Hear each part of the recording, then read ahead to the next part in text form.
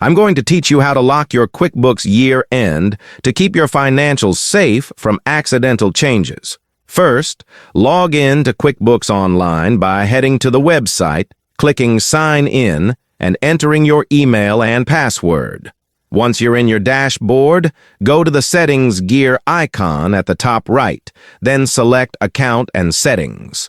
From the left-hand menu, choose Advanced and scroll down until you see Close the Books.